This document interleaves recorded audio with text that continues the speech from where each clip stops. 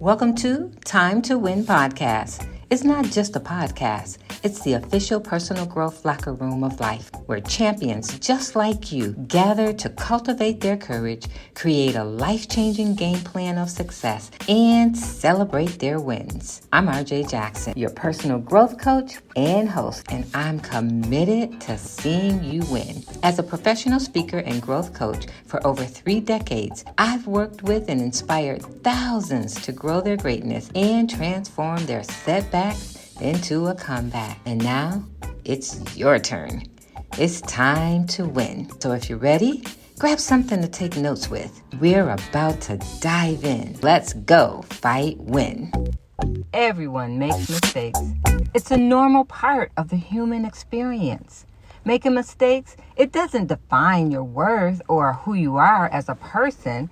Instead, it provides an opportunity for growth and learning. Hey, beautiful. Welcome to the Locker Room of Life here on the Time to Win podcast, where we talk about real issues that real women just like you face on a day-to-day basis and how to go from being weary to winning, overcoming challenges and setbacks in life. Today's episode is sponsored by The Cure for Women at thecureforwomen.com, a safe place for grown women to heal, grow, and belong. Become a VIP Cure Queen today.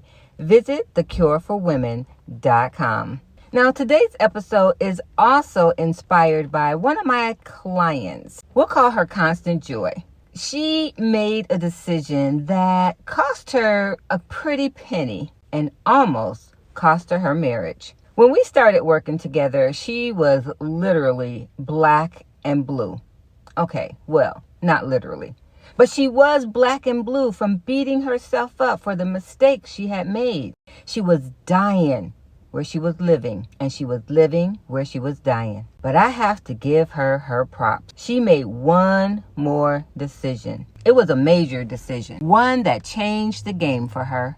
She canceled the pity party and reached out for help. Perhaps, my friend, it's your turn to reach out as well. You see, when she and I connected, she was weary. She was overwhelmed. She was mentally exhausted. She was restless from not getting any sleep, but instead stressing over the situation. But in her heart, she knew there was something so much better for her. And she did the right thing. She asked for help. So today is inspired by her get up when she was knocked down. So my topic today is down but not out. How to get back up and win. Thanks, Constant Joy. We're going to be discussing how to get back up when you've been knocked down, when you've made a bad decision, or when you simply have run out of energy. I'm sure you've experienced people telling you, girl, get up. Girl, go wash your face and do something. Girl, you can do it. Let's go. However, rarely ever are we told what steps to take to get back up. Well, you've come to the right place today. And I promise you, it is not by accident. This is a divine appointment to help you understand the assignment and get back up and get in the race and stay the course. Finish strong and to keep going. So if you're ready, let's dive into this conversation and let's dive in deep enough to say when we come up, we're going to come up better and not bitter, stronger and wiser. Now, I recognize from my own experience that getting back up after a setback can be incredibly difficult. You can easily feel defeated, overwhelmed, and hopeless. So let's talk about the first step in overcoming these feelings. It is to recognize that they are normal and that you are not alone. And feelings, just like circumstances and situations, oh yes, they do change. The biggest challenge in life is being yourself in a world trying to make it like everyone else. En route to getting back up, you gotta do you, boo. While you have to get out of your comfort zone, you have to stay in the realm of who you are. You can't necessarily do it someone else's way, but I do encourage you to do it God's way. We all have our struggles. We all have setbacks. And people are really quick to say, if I were you, here's what I'd do. Well, I'm not going to do that to you today. Today, I'm going to give you some strategies on what you can do. Because like you, I've had some setbacks too. I've had major accidents. I've been diagnosed with lupus. I live with a rare eye disease. You name it. I have had my share. I've had to do just what I'm going to encourage you to do. I had to embrace my individuality, my weaknesses. I mean, nobody could mispronounce a word better than I could. After my accident, I was the queen at mispronouncing words, not remembering what to say, how to say it. And that was a challenge for me, especially since I had just been traveling the world as a renowned speaker. And then I found myself unable to talk. But what I had to do was embrace who I was in the moment. And it wasn't until I embraced it and stopped fighting it that I began to heal and get better and do better. But more importantly, I had to remember, and here's what I want you to remember as well. I had to remember that my circumstances did not define me. They only shaped me. The same, my friend, is true for you. If you're like me, going through a setback or a difficult experience or running out of energy can be a roller coaster ride of emotions. And here's some of the emotions that I experienced that perhaps you're experiencing right now. I went through sadness, especially this last go round with the accident. I was sad when I realized, wait, I can't walk. I can barely talk. I won't be able to volunteer and help other people. Ooh, I was sad. It wasn't until I started focusing on positive thoughts and shifting my focus and my mindset that I got out of that. And then I also became angry. I was angry because the person who hit me was having no problems, seemingly, that I knew about. But in my mind, they were scot-free while here I was suffering because of their negligence. And then once again, I realized that's not taking you anywhere, RJ. You have to let that go. You actually have to forgive and be okay with the fact that however he's living his life, you can't do nothing about it. I mean, seriously, I had all kind of feelings. I was afraid. I was confused. I even felt like it's over. It's over for me. I will never speak again. I'm done. But then I had to remember that I was promised in the end, I win. I had to stand on the truth that she wins and I am she. Girl, I want to invite you to get up and stand with me because the feelings I was having and the feelings you might be having, they're normal and it's okay to experience them. Matter of fact, it's okay not to be okay. The key is to not allow them to consume you and take over the truth, but instead to take proactive steps in becoming the best you, to going towards the finish line of winning. And sometimes, my friend, that requires us to seek support from trusted friends, even family, or professional help. It also requires us to engage in self-care activities and focus on moving forward. It doesn't matter how many times you get knocked down. What matters is how many times you get back up. Let's do this together. Let's get back up. And today I'm going to share with you 5 steps that you can choose one to start with in order to help you get back up. Now remember, I'm giving you the information that causes transformation. But girl, you got to do the work. But you don't have to do the work alone. So let's talk about it so we can be about it. Step number 1, acknowledge where you are. Be honest with yourself about your situation.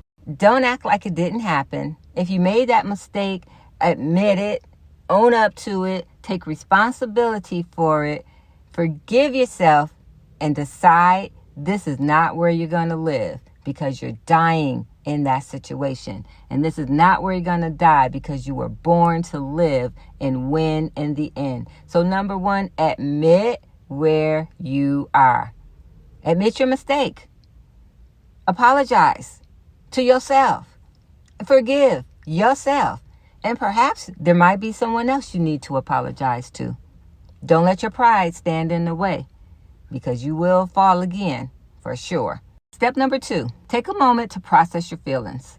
Allow yourself to feel the emotions. Be angry, but don't hurt nobody. Don't even hurt yourself. And I told you, Constant Joy came to me. She was black and blue. Why? Because she was hurting herself. Physically, no. But emotionally and mentally, yes. She beat herself up every single day. And she ended up with bruises. You ever wake up and have a bruise and not know where it came from? Sometimes it comes from the emotional damage that we do to ourselves with the words we say. And that was Constant Joy. So yes, I want you to acknowledge how you feel, but don't dwell on it. Don't live there, because you'll end up dying where you're living. It's a situation. It's not you. You're going to learn from it and grow from it.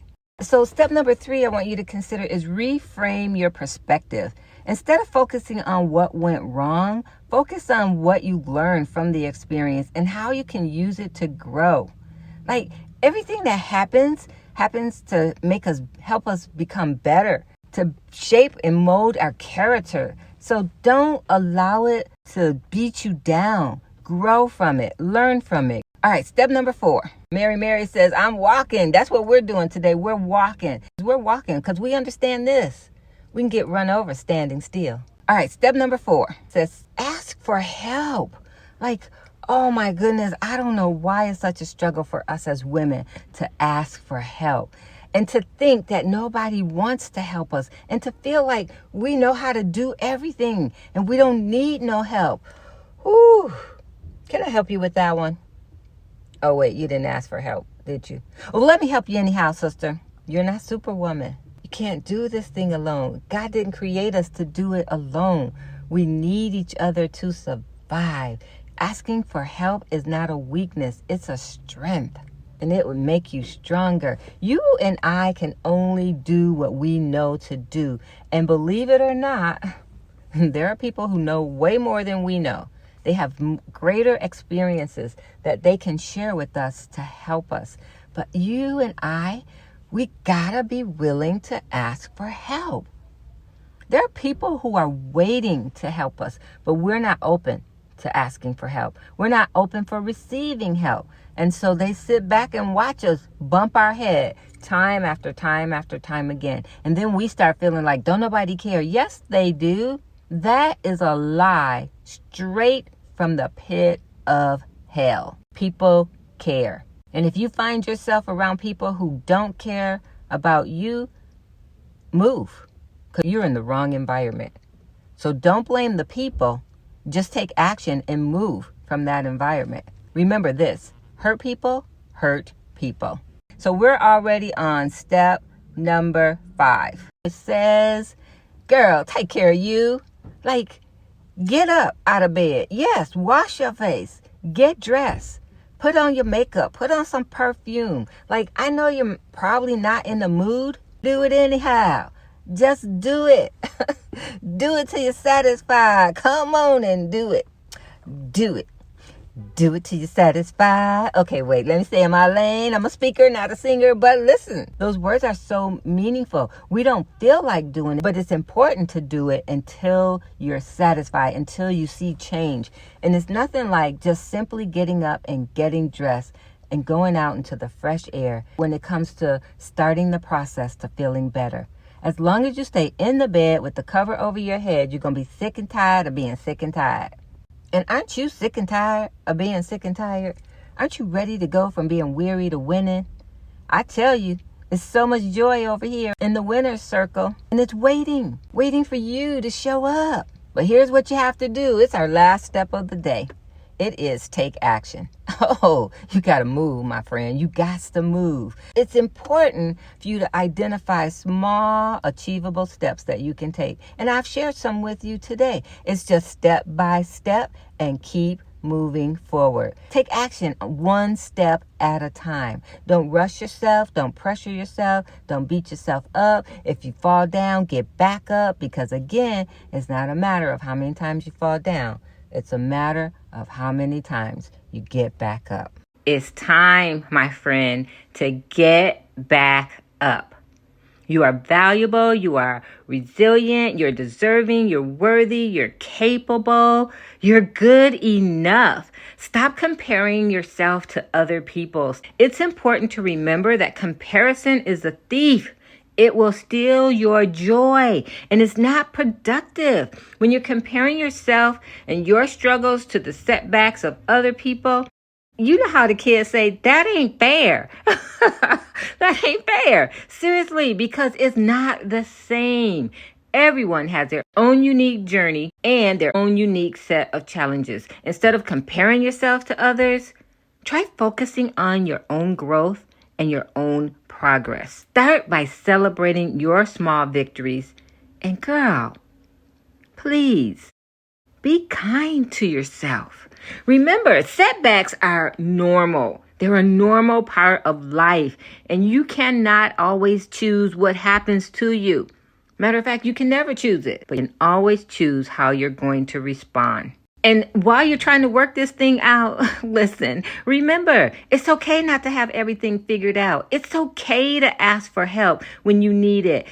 Do what Constant Joy did. She reached out to me for coaching. She understood what James Brown meant when he said, I need help, give it to me. Dun, dun, dun. I can't do it alone. Oh, there I go again. But listen, maybe you don't even know James Brown. Or maybe you simply don't understand the value of asking for help. Listen, Linda. Your self-worth is not defined by your setbacks or your mistakes, but by your character and the way you handle your setbacks and your mistakes. It takes courage to ask for help. Courage, my friend, is character. So please be gentle with yourself. Give yourself grace. And then do what we ask you to do at the end of every episode here on Time to Win. Admit where you are, adjust to where you want to be, and take massive action to get there. You are stronger than you think, and you will get through this. Don't let your mistakes hold you back or prevent you from getting up and going for it again. It's important to remember that everyone makes different types of mistakes. Some mistakes may be small and easy to correct, while others may have a more significant impact. But regardless of the size or the type of mistake, please remember it's important to approach it with a growth mindset so that you can see it as an opportunity to learn and to improve. You know what that calls for, my friend? It calls for, again, being kind and forgiving yourself when you make a mistake.